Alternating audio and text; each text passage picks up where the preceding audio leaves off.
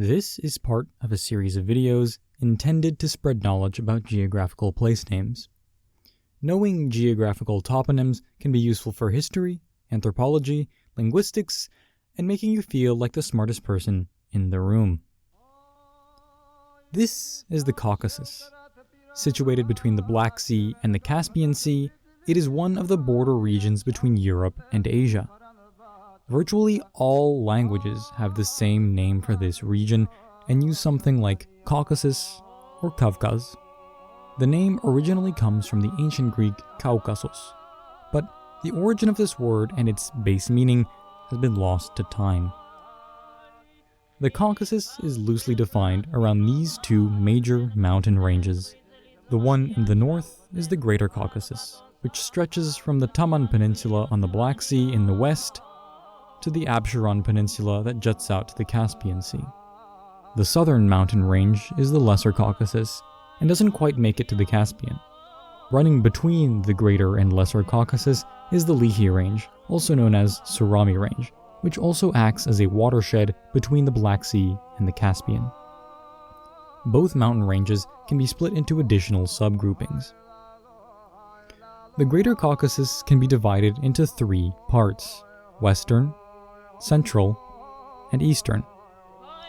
These are divided by two of the most prominent peaks, Mount Elbrus, also the tallest peak in the whole of the Caucasus, and Mount Kazbek. Both are dormant volcanoes. This is the watershed of the Greater Caucasus. We can think of it as the main mountain range that spans the whole distance between the Black Sea and the Caspian. Northwest of the watershed is the Skalisti Range, that extends from the Krasnodar Reservoir's Belaya River all the way to the east of the town of Vladikavkaz. Another important range sandwiched tightly between the Skalisti and the watershed is the Lateral Range, which the previously mentioned Mount Elbrus is part of. Some smaller ranges which help round out the whole are the Tersky and Sunjensky ranges in the north, which stretch from north of Vladikavkaz to enveloping the city of Grozny. To the east, bending away from the water and defining the skyline and geography of Makhachkala, a town on the shores of the Caspian, is the Kanaburu Ridge. South of this, picking up where the Lateral Range ends, is the Samursky Range, which boasts Mount Alahundad. Moving to the other side of the main range is the Langabiz Range, which sits around the city of Aksu. Moving westwards now, we find the Gombori Range, which is parallel to the main range and gives the topography east of Tbilisi its characteristic look. Further west still is the Kartli Range, which separates from the main range at the peak known as Didi Borbalo. All the way back to the west on the shores of the Black Sea is the Bzib Range, which rises gently behind the coastal town of Sukhumi. To finish off our tour of the Greater Caucasus, we can follow the Lehi Range, which connects us with the Lesser Caucasus. Between the Greater and the Lesser Caucasus, you may notice these two regions of lower elevation. These are the Kolchis lowland to the west and the Kura Aras lowland to the east. We will talk a little more about these later. With that, we can finally take a look at the Lesser Caucasus. What you might notice right away is that the Lesser Caucasus isn't quite as linear as the Greater Caucasus. While the Greater Caucasus has this impressive backbone that crosses the distance between two seas, the Lesser Caucasus is more akin to a blooming flower with all of its individual petals. Let's now go over a few of the ranges that make up the Lesser Caucasus, starting with the Meshchedi in the northwest, which meets the town of Batumi at the Black Sea.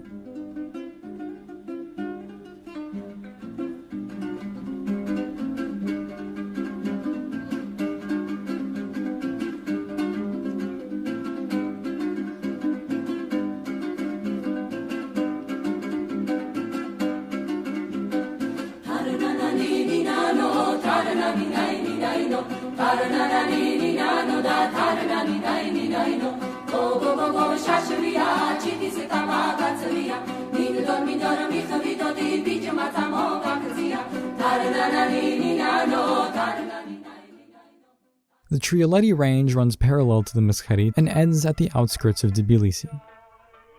West from Tbilisi, we pass the Javakheti Range, which runs north-south. Starting from the south of the Javakheti, are the Bazumi and Pambuk ranges, both of which start to the east of Gyumri and move eastward towards the Great Lake Sevan. To the west of Lake Sevan is the Gegem Range, immediately noticeable from space due to the extinct volcanoes that make it up.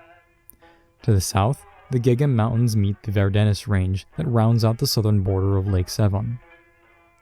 On the eastern shores of Sevan is the Sevan Mountain Range. Moving southwards from the Sevan Mountains, we have the Karabakh and Zangezur ranges, which help define the Greater Karabakh region, which extends from Zangezur to the Kura-Aras lowland. The area to the west of, and including the Lesser Caucasus, are most commonly known as the Armenian Highlands. This is where we find Mount Ararat. Its two iconic peaks are known as Greater and Little Ararat. In turn, the Armenian Highlands meet the Anatolian Peninsula to the west, including its Pontic Mountains. To the south, it meets the Zagros Mountains, and to the east, the Alborz Mountains, specifically a section known as the Talish Range.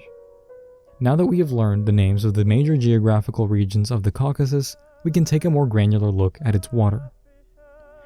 Running from the various mountains are innumerable rivers and streams, but I'll try to concentrate on only the most important ones.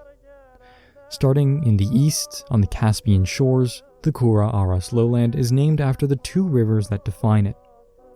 The Kura River starts here in the Lesser Caucasus, then drains here into the Caspian Sea near the town of Neftchala. The Aras River, tributary to the Kura, starts south of the Lesser Caucasus and feeds the Kura near the town of Sabirabad. Three large reservoirs along the Kura River help give the Kura-Aras lowland its shape. Mingachever is the largest, followed by Shemkir and Little Yenikend. Further to the south, in the same region, are two lakes important for local biodiversity, Agko and Sarisu. And finally, to the very far southeast is Gizil Agach Bay and puny Kura Island. One important river flowing north of the Greater Caucasus is the Terek, which starts southwest of Mount Kazbek and carves out the Daryal Gorge before draining into the Caspian at two different places, one to the north of Chechen Island, and one at the base of the Agrakhan Peninsula. The Daryal Gorge is one of the two main passes through the Caucasus, the other being the one through Derbent, next to the Caspian. In the west, the main river of the Kolchis lowland is the Rioni. It originates in the Greater Caucasus main range and drains to the Black Sea to the north of the town of Poti after flowing past Kuraisi. To conclude our tour, we move back to Lake Sevan. Sevan is provided water by many streams, but is drained largely by the Hrazdan River, which starts near the town of Sevan and joins the Aras downstream to the south of Yerevan.